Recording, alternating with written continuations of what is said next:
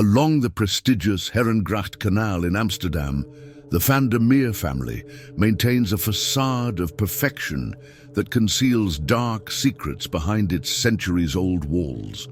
Henrik Van Der Meer, a 45-year-old banker known for his calculating coldness and extraordinary fortune, has just inherited the historic property following the mysterious death of his parents in a yacht accident that intrigued Dutch high society. The mansion, a 17th-century architectural masterpiece, stands imposingly with its Gothic windows and threatening gargoyles that seem to observe every movement of passers-by. The interior is a maze of endless corridors, spiral staircases, and ancient doors that creak at night, even when there's no wind. Venetian mirrors, present in every room, reflect shadows that appear to move of their own volition. Henrik decides to host an extravagant housewarming party, inviting the cream of Dutch society to celebrate his inheritance. Among the guests is Lisa Bakker, a young investigative journalist from Het Parool, who managed to infiltrate the party after months of investigating mysterious disappearances linked to the Van Der Meer family. She suspects the family's fortune has origins more sinister than mere intelligent investments. The mansion guards a terrible secret in its basement, a complex system of tunnels connecting to Amsterdam's ancient underground canals, where macabre rituals have taken place for generations. The walls whisper stories of demonic pacts made by Van Der Meer ancestors who guaranteed wealth and power in exchange for periodic human sacrifices. During the housewarming party, guests begin to notice disturbing events. Cell phones lose signal simultaneously, lights flicker without explanation, and some swear they see their reflections in the mirrors moving independently. The air grows increasingly heavy, laden with a sweet, nauseating odor emanating from the ancient tapestries. Lisa realizes something is terribly wrong when she notices people starting to disappear during the party. No one else seems to notice, as if their memories are instantly erased. She discovers an ancient diary hidden in the library, revealing that the mansion was built on a 15th century execution site, and that the Van Der Meer family has been using accumulated negative energy to maintain their power through the centuries. The protagonist Henrik isn't just the heir to the fortune, but also the guardian of a macabre legacy. His seemingly controlled behavior masks a disturbed psyche, shaped by years of exposure to family rituals and the knowledge that his very existence results from supernatural pacts. Every new moon, he must conduct a ritual to maintain his family's pact, and the housewarming party deliberately coincides with this lunar cycle. As the night progresses, the mansion seems to come alive.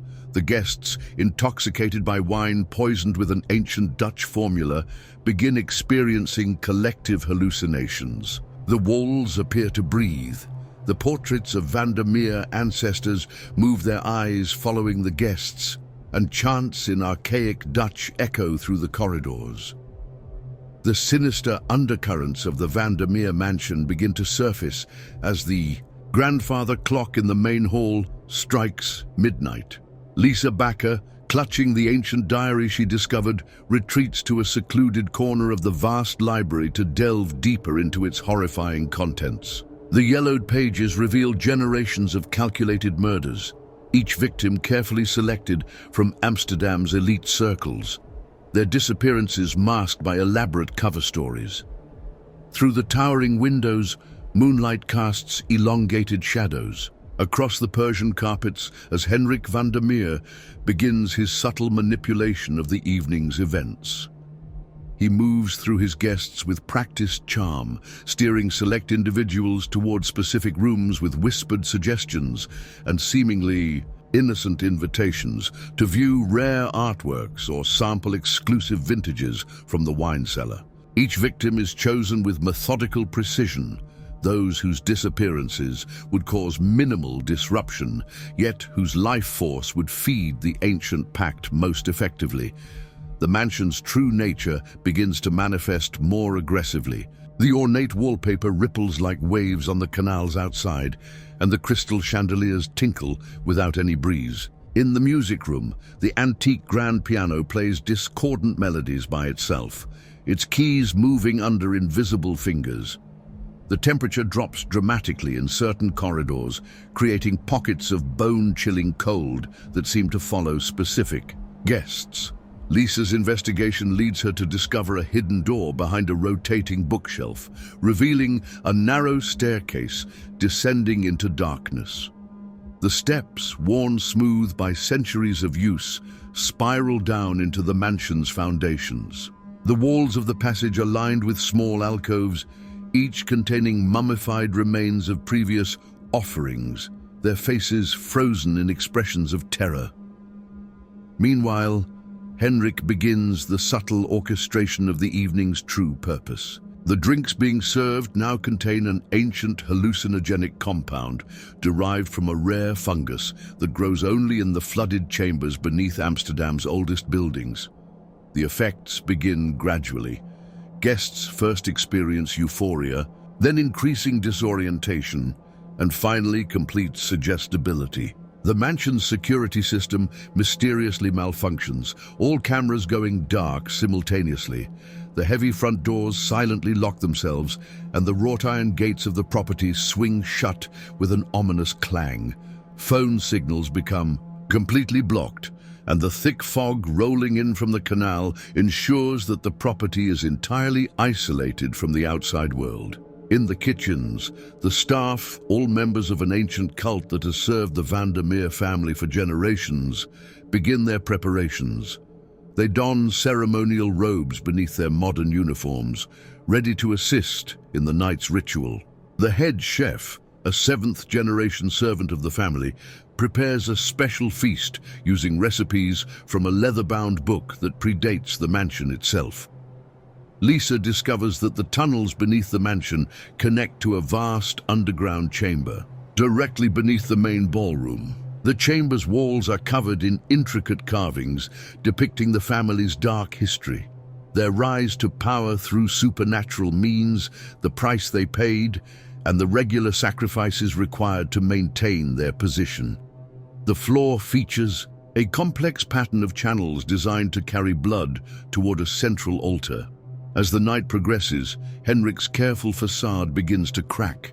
His perfectly controlled expression occasionally slips, revealing something inhuman beneath. His shadow, when caught in the flickering candlelight, doesn't always match his movements, and guests who look too closely at his reflection in the mansion's many mirrors report seeing something else entirely, something ancient and monstrous. The mansion itself seems to be shifting, its interior layout subtly changing. Guests who try to return to rooms they visited earlier find themselves in completely different parts of the house. The portraits of Van Der Meer ancestors no longer merely follow guests with their eyes. They now whisper in archaic Dutch, sharing dark secrets with those who pass by. The very air becomes thick with supernatural energy, making it difficult to breathe and causing those sensitive to such things to feel increasingly dizzy and disoriented. In the suffocating atmosphere of the Van Der Meer mansion, relationships begin to unravel like delicate threads in a tapestry of madness. Lisa Bakker finds an unexpected ally in Marcus Van Der Meer, Henrik's estranged younger brother, who arrives uninvited to the party. Marcus, bearing a distinctive scar across his left temple from a childhood accident, has spent years in self-imposed exile in Indonesia, studying ancient mystical practices in an attempt to understand and combat his family's dark legacy. The tension between the brothers is palpable, crackling like static electricity whenever they occupy the same room. Their relationship becomes a window into the Van Der Meer family's twisted dynamics. Through whispered conversations in shadowy corners, Marcus reveals to Lisa how their mother, Isabella, had always favored Henrik, grooming him for his role as heir, while subjecting Marcus to cruel psychological experiments designed to test his worthiness for the family's dark traditions. The experiments left Marcus with not just physical scars, but also the ability to sense supernatural energies, a gift that now fills him with horror as he feels the mansion's malevolent power growing stronger with each passing hour. Among the guests, complex webs of relationships begin to transform under the influence of the mansion's dark energy. Sophia van Houten, a prominent art dealer and Henrik's former fiancée, moves through the party like a ghost, her perfect composure masking decades of trauma. She alone knows the true reason their engagement ended 15 years ago. She had discovered Henrik performing a ritual in the mansion's east wing, using her prized collection of Renaissance paintings as conduits for dark energy. The paintings, she later learned, contained trapped souls, their anguish preserved in oils and canvas. The mansion's staff revealed themselves to be more than mere servants. The head butler, Willem, who has served 3 generations of Van Der Meers, operates as a sinister choreographer of the evening's events. His seemingly helpful suggestions to lost guests invariably lead them deeper into the mansion's maze-like corridors, never to be seen again. The younger servants watch him with a mixture of fear and devotion, their families bound to the Van Der Meers through ancient blood oaths that even death cannot break. As the night deepens, Lisa discovers that several of the guests share hidden connections to the Van Der Meer family's dark history. The elderly Countess de Vries, seemingly dozing in a corner armchair, is actually in a trance, communicating with the spirits trapped within the mansion's walls. She is the last survivor of a rival family that once challenged the Van Der Meer's supernatural dominance over Amsterdam's elite society. Her presence at the party is no accident. Henrik has specifically invited her to witness his triumph and complete his family's revenge. The relationship between Henrik and the mansion itself becomes increasingly intimate and disturbing. He caresses the walls like a lover, whispers to the shadows, and seems to draw energy from the building's dark corners. The mansion responds to his touch, its wooden panels warming beneath his fingers, its shadows reaching out to embrace him. This symbiotic connection grows stronger as midnight approaches, transforming both man and building into something increasingly inhuman. Marcus and Lisa's alliance deepens as they work to uncover the full scope of Henrik's plans. Their investigation reveals a pattern of relationships carefully cultivated by Henrik over decades. Each guest selected not just for their social position, but for their connection to ancient bloodlines with latent supernatural potential. The party is not merely a sacrifice, it's an elaborate ritual designed to harvest generations of mystical power concentrated in Amsterdam's oldest families. The dynamics between the guests begin to shift dramatically as the mansion's influence grows stronger. Old friends turn against each other, lovers become strangers, and long-buried resentments surface with violent intensity. The supernatural energy feeding through the house amplifies every emotion, turning subtle jealousies into murderous rage, and mild attractions into obsessive desire. The very air seems to pulse with the weight of these twisted relationships, creating a suffocating atmosphere of emotional chaos. The mansion's transformation reaches its crescendo as the ancient clock strikes 2, its chimes resonating with an otherworldly tone that seems to penetrate flesh and bone. The turning point begins with a piercing scream from the conservatory, where a young socialite discovers the first body.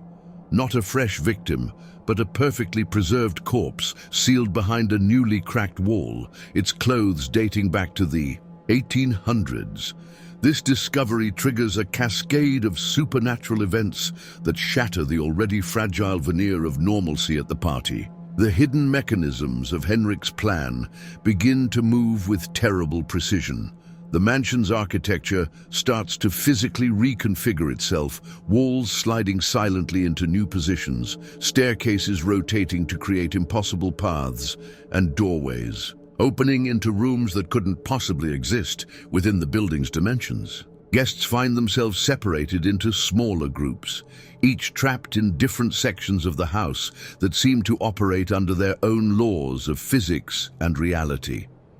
Lisa and Marcus's investigation takes a dramatic turn when they discover a hidden study containing Henrik's personal journals. The writings reveal that the mansion isn't merely a building, it's a living entity created through centuries of dark rituals and sustained by the energy of countless sacrifices. The Van Der Meer family didn't just build the mansion, they grew it like a malevolent crystal, using blood and dark magic to shape its ever-expanding interior. Each generation has added new layers of horror to its structure, creating a labyrinth that exists simultaneously in physical space and in dimensions beyond human comprehension. The true nature of Henrik's relationship with the mansion becomes horrifyingly clear. He isn't just its owner or caretaker, he's becoming one with it, his humanity gradually being absorbed into the building's ancient consciousness. The process began during his childhood, when his parents sealed him inside the walls for 3 days as part of an initiation ritual. Since then, he's been slowly transforming, his body becoming a hybrid of flesh and the mansion's material, his mind merging with its malevolent intelligence. The mansion's attack on its guests intensifies. The Venetian mirrors that line the corridors begin to act as portals, pulling screaming victims into a dimension of endless reflections. The ornate carpets come alive, their patterns writhing and shifting, tentacles of thread reaching up to ensnare unwary feet. The very air becomes thick with visible shadows that dart and swoop through the rooms, snatching at guests with ethereal claws. Marcus reveals to Lisa that he's been preparing for this night for years, gathering ancient protective charms and studying counter-rituals.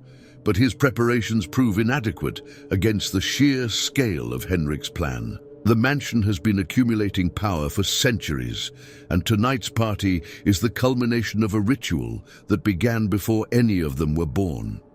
The guests aren't just victims, they're components in a massive supernatural machine designed to tear open the barriers between dimensions. A crucial discovery in the hidden study reveals that the mansion's power has a weakness. It's tied to the original foundation stones, blessed by dark priests in the 1600s. These stones, marked with ancient runes, are hidden throughout the basement level, but reaching them requires navigating through the mansion's most dangerous and unstable regions. The building seems aware of their discovery, responding with increased aggression, sending waves of supernatural energy that cause the very reality of the house to buckle and distort. The situation reaches a critical point when Henrik begins the final phase of his transformation.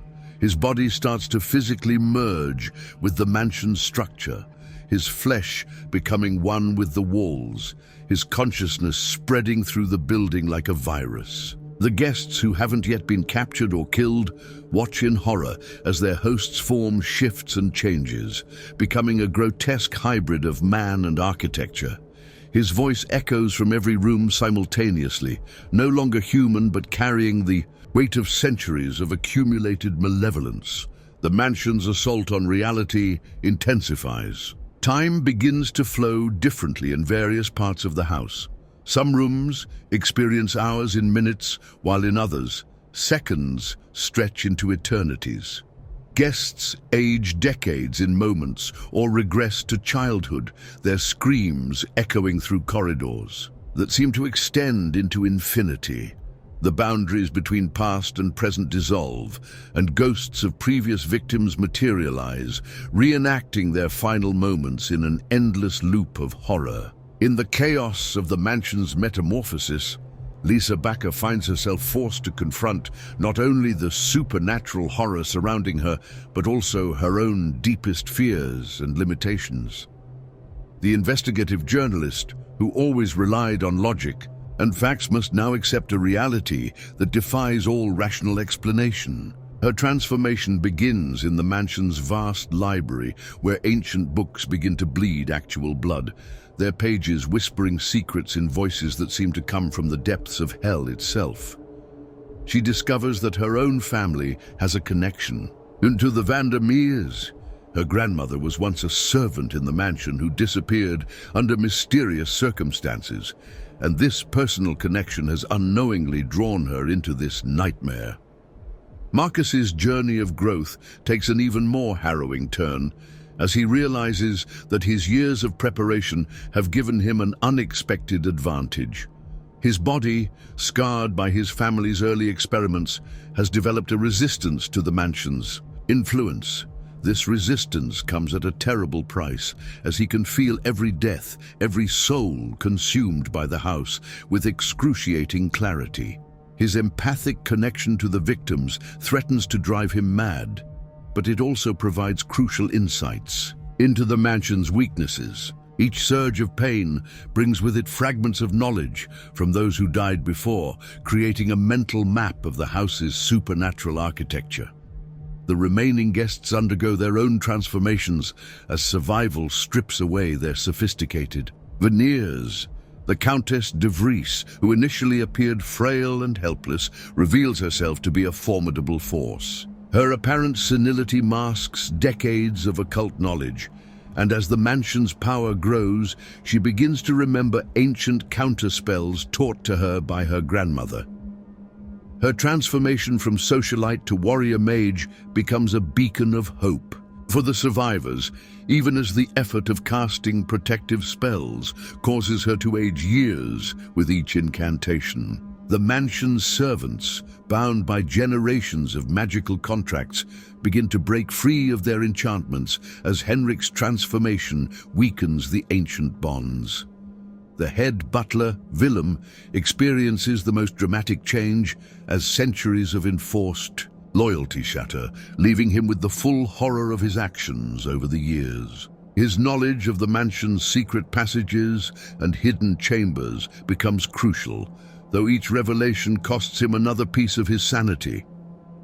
The younger servants who survive form a resistance, their inherited magical abilities awakening as they fight against the house that enslaved their ancestors. Lisa and Marcus discover that their growing connection has created an unexpected power. Their combined presence disrupts the mansion's ability to shift and change. This discovery comes at a crucial moment as they navigate through a corridor that repeatedly tries to turn itself inside out, threatening to trap them in a space between dimensions. Their linked hands create a sphere of stability in the chaos, allowing them to progress deeper into the mansion's heart while reality warps and tears around them. The process of overcoming the mansion's horror forces each survivor to confront and transcend their limitations. A young artist trapped in the ballroom finds she can use her talent to literally draw doorways of escape, her sketches becoming real portals as the boundary between imagination and reality continues to blur. A physicist abandoned his scientific skepticism as he calculates impossible angles and non-Euclidean geometries to predict the mansion's transformations, his mind expanding to encompass concepts that should drive him mad. The mansion's attacks grow more personal, targeting each survivor's deepest fears and regrets. Lisa faces a room filled with every failure she's ever experienced, each one made manifest in flesh and shadow. Marcus confronts a chamber where every person he couldn't save reaches for him with burning hands, their voices begging for help he couldn't provide. The Countess finds herself in a gallery where portraits of her family show every dark deed committed in the name of power and survival. Each survivor must acknowledge and move beyond these personalized hells to continue their fight. As the night deepens, the survivors begin to understand that overcoming the mansion requires more than just physical escape or magical counterattacks. They must fundamentally change their understanding of reality itself. The house operates on dream logic, where belief shapes reality as much as physical laws. This realization leads to a desperate plan, using the mansion's own rules against it by collectively believing in a different truth. Each survivor becomes a focal point for this shared vision, their individual growth contributing to a power that might rival the mansion's ancient magic.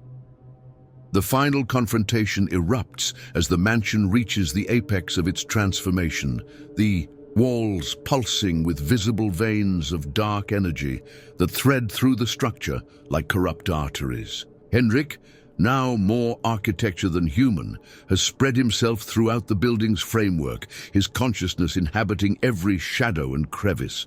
His voice emanates from every surface, no longer containing any trace of humanity. It's the voice of centuries of accumulated malevolence, of countless trapped souls, of the very essence of the mansion itself. The survivors, led by Lisa and Marcus, converge on the mansion's central chamber, a massive space that defies the building's external dimensions. The room stretches impossibly upward, its ceiling lost in darkness, while the walls ripple with faces of the damned pushing through like drowning people against a membrane. The floor has become a living mosaic of writhing patterns, each tile containing a fragment of a soul trapped within the mansion's endless hunger. The air itself feels thick and resistant, as if they're moving through invisible cobwebs made of time and space. The Countess de Vries positions herself at strategic points around the chamber, her aged hands tracing complex patterns in the air as she weaves protection spells learned from generations of occult knowledge. Each incantation ages her further, her hair whitening by the second, her skin becoming increasingly translucent, but her voice grows stronger with each word, carrying the power of centuries of resistance against the Van Der Meer family's dark legacy. Marcus reveals the true purpose of his exile. He wasn't just studying counter-magic, but gathering pieces of an ancient artifact, a mirror that supposedly trapped the original entity that the Van Der Meers made their pact with. The mirror, reassembled from shards collected across 3 continents, begins to pulse with its own light as the mansion's energy reaches its peak. Each piece contains reflections of different realities, showing glimpses of what the mansion could have been, what it might become, and what it truly is beneath its many layers of deception. Lisa's investigation comes full circle as she realizes her grandmother wasn't just a servant who disappeared. She was a crucial sacrifice in a ritual that strengthened the mansion's foundations. This connection gives her words power over the house's magic, each revelation she speaks causing the structure to shudder and crack. The truth becomes a weapon more powerful than any spell, each exposed secret weakening the mansion's hold on reality. The surviving servants, led by Willem, form a circle around the central altar, their inherited magical bonds transforming from chains into weapons as they turn generations of enforced loyalty back against their masters. Their combined effort creates a containment field that prevents Henrik's consciousness from fully merging with the mansion's structure, trapping him in a state of perpetual transformation that causes him excruciating pain. The mansion retaliates with everything it has. Reality breaks down completely in the chamber. Gravity shifts randomly, time flows backward and forward simultaneously, and the very air crystallizes into shards of frozen moments. Survivors find themselves experiencing multiple versions of the same instant, their actions playing out across countless possible outcomes. Some die dozens of deaths in the space of a single breath, while others live entire lifetimes in the blink of an eye. Henrik's final form emerges as a grotesque fusion of flesh, wood, and shadow, towering above them as a living architecture of horror. His face appears on every surface, laughing from walls, screaming from floors, watching from ceilings. The mansion itself becomes his body, every room a vital organ, every corridor a vein, every door a mouth hungry for souls. The accumulated power of centuries of dark rituals and sacrifices manifests in a display of supernatural force that threatens to tear apart the fabric of reality itself. The climactic battle unfolds across multiple dimensions simultaneously. While Lisa and Marcus struggle to align the mirror's fragments in a precise pattern that will trap the entity, the Countess channels the combined power of her family line into a final devastating spell that will cost her not just her life, but her very existence across all possible timelines.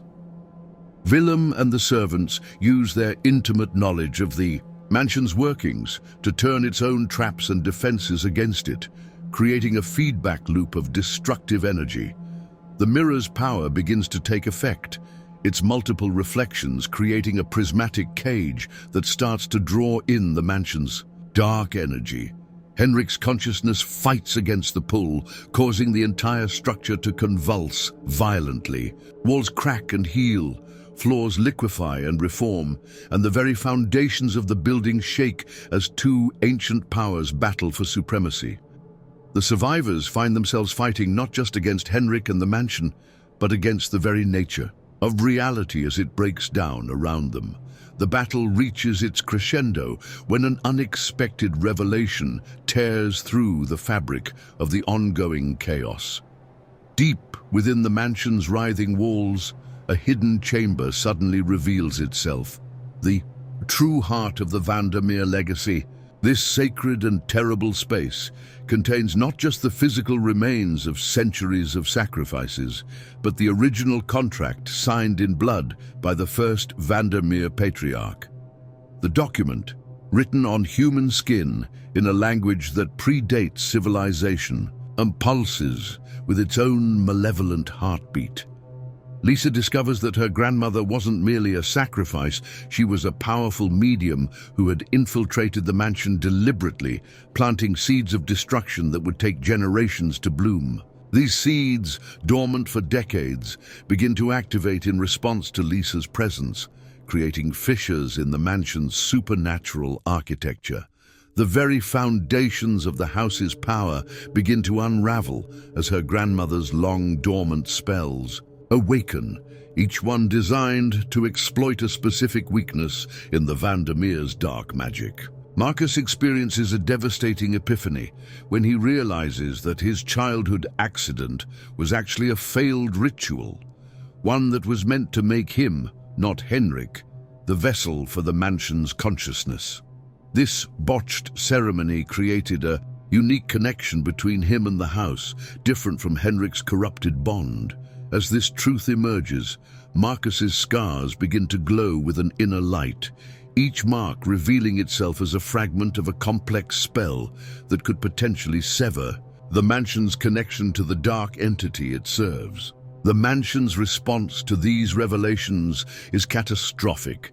The building begins to fold in on itself, creating impossible geometries as it tries to protect its core. Rooms that had existed for centuries collapse into non-existence, while new spaces burst into being, filled with nightmarish amalgamations of all the horrors the house has witnessed. The surviving guests find themselves trapped in these pocket dimensions, experiencing every death that has ever occurred within the mansions. Walls simultaneously. The Countess de Vries, in her final moments of lucidity, reveals the true nature of the entity bound to the mansion. It isn't just a demon or dark spirit, but a fragment of primordial chaos that existed before the universe took shape. The Van Der Meers didn't just make a pact for power. They became anchors holding this entity in our reality, using it to warp the very laws of nature around them. This knowledge fundamentally changes the nature of their fight. They're no longer just battling a haunted house, but struggling against a force that could unravel the fabric of existence itself.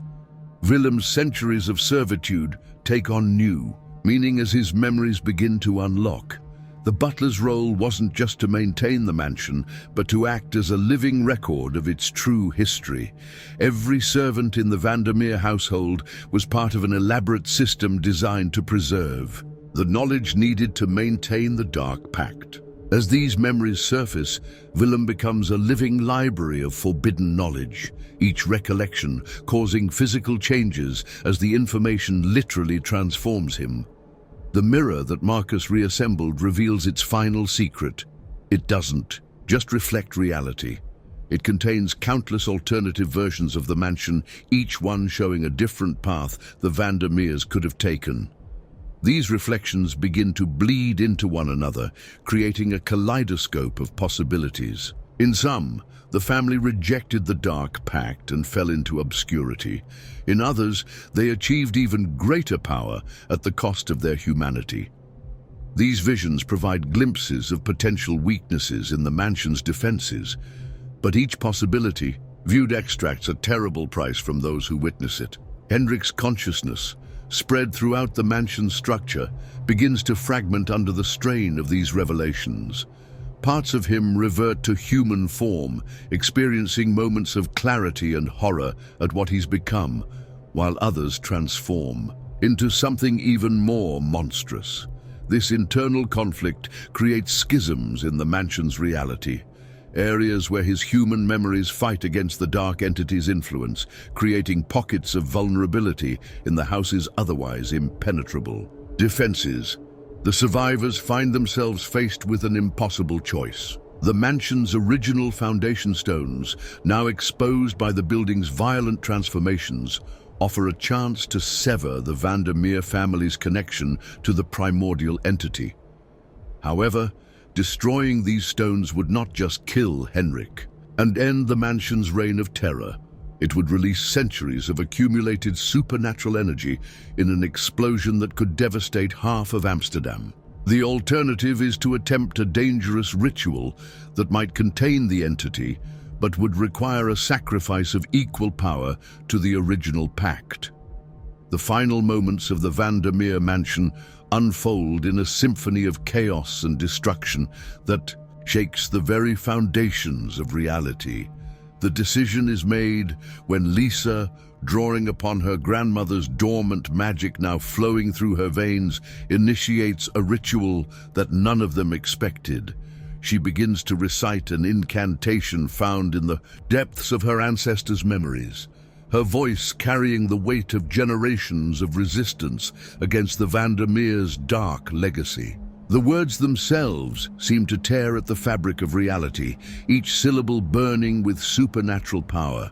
Marcus, understanding the true purpose of his scarred body, positions himself at the center of the mansion's heart chamber.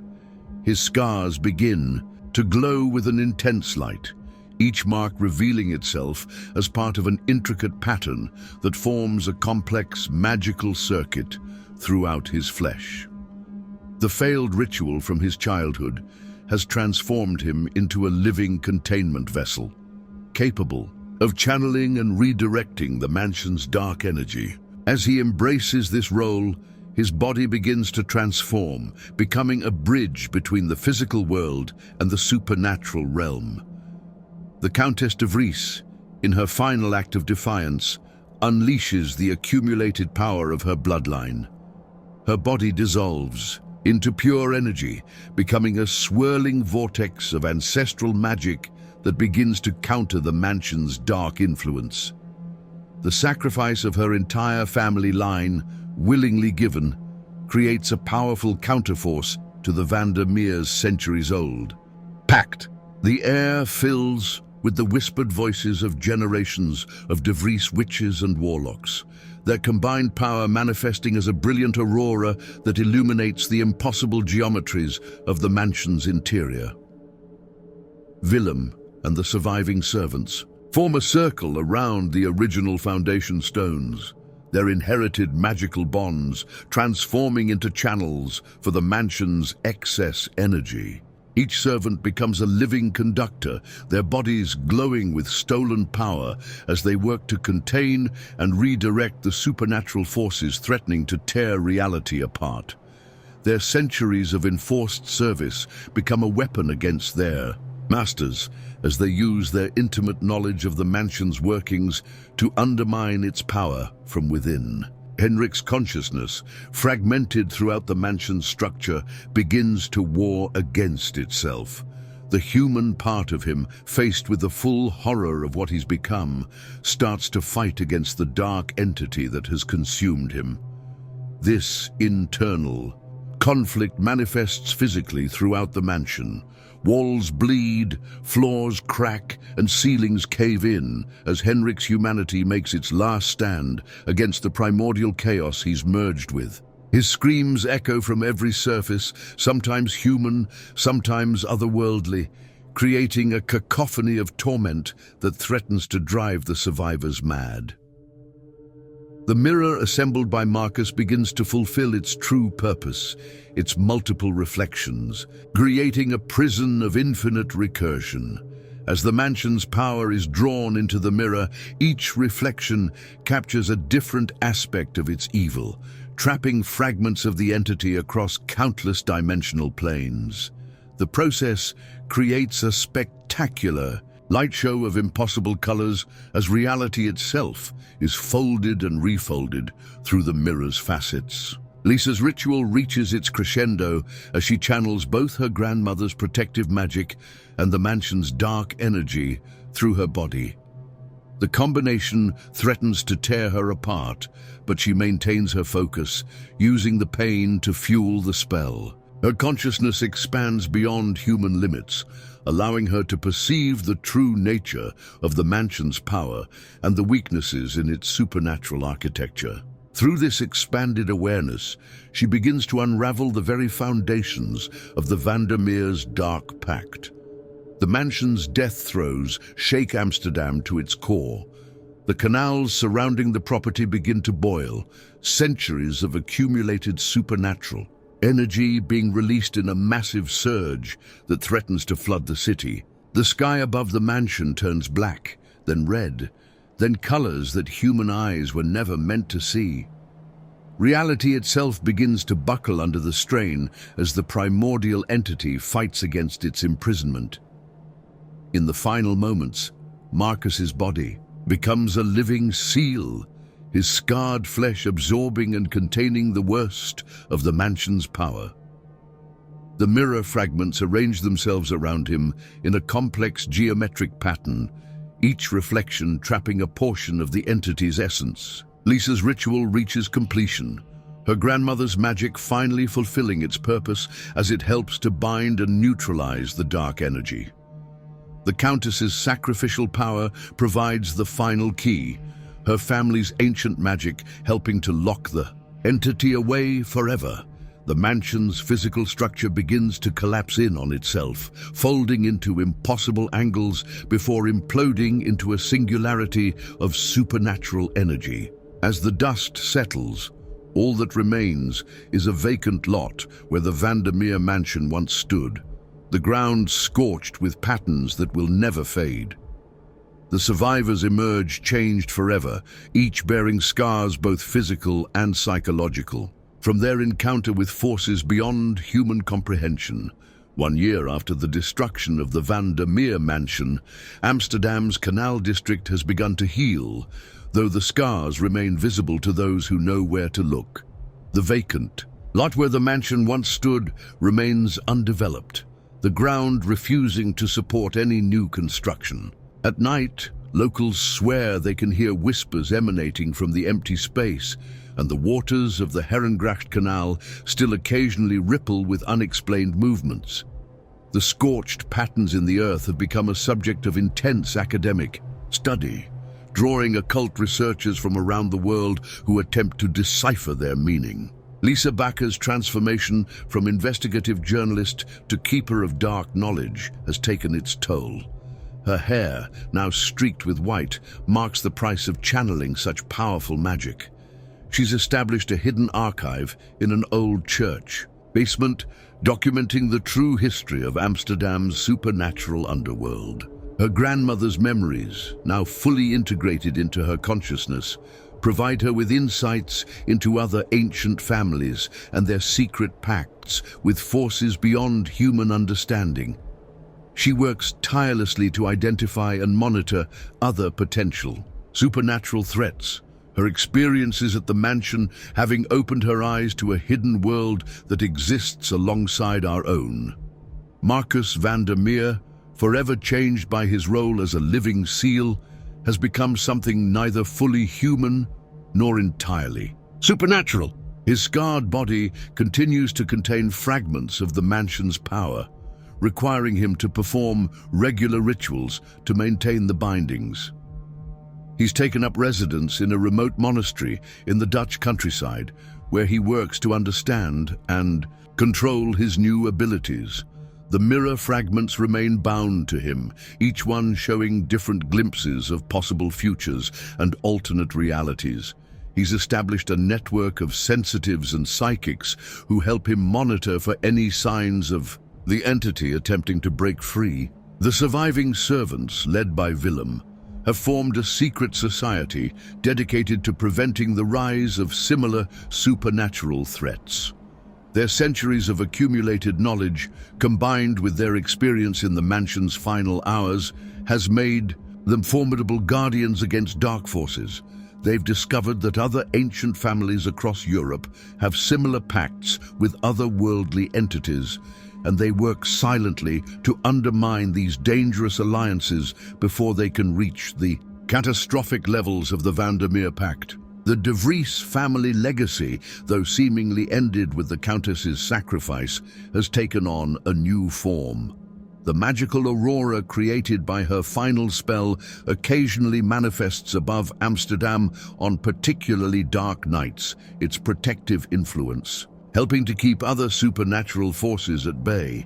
Young witches and practitioners of the old arts report receiving visions and guidance from the collective consciousness of the De Vries line, suggesting that their power continues to influence the world in subtle ways. The site of the mansion has become a nexus of strange phenomena. Time behaves oddly around the empty lot. Watches stop working, people experience moments of temporal displacement, and occasionally passers-by catch glimpses of the mansion as it existed in different eras. The mirror fragments in Marcus's possession show that the mansion exists simultaneously in multiple dimensions, its evil contained but never truly destroyed. These reflections serve as both a warning and a reminder of the price of unchecked ambition and dark power. Local authorities have classified the entire incident as a gas explosion, but the supernatural community knows better. The event has reshaped the hidden power structures of Amsterdam's old families, with many ancient pacts being quietly dissolved as their holders realize the true cost of dealing with forces beyond human comprehension. The city's magical underground has entered a period of careful introspection and reform, with new alliances forming between once rival families who now understand the importance of maintaining magical balance. Lisa and Marcus maintain a complex relationship, bound together by their shared experience and the ongoing responsibility of containing the mansion's legacy. They meet regularly to combine their knowledge and resources, working to understand the full scope of what they encountered and prevent similar incidents from occurring. Their conversations often take place in a small cafe near the empty lot, where they can monitor the residual energy while discussing their findings. The supernatural ripples from the mansion's destruction continue to influence Amsterdam's hidden world. New forms of magic have emerged from the chaos, neither purely light nor dark, but something in between. Young practitioners speak of dreams where they walk the mansion's impossible corridors, returning with insights into the nature of reality itself. The event has become a watershed moment in supernatural history, marking the end of an era of unchecked dark magic and the beginning of a new age of awareness and responsibility. As the city moves forward, the empty lot remains a silent testament to the dangers of power without conscience, a reminder that some prices are too high to pay and some doors are better left closed. The Van Der Meer mansion may be gone, but its legacy continues to shape the hidden world of Amsterdam, a cautionary tale whispered in the shadows of the city's ancient streets.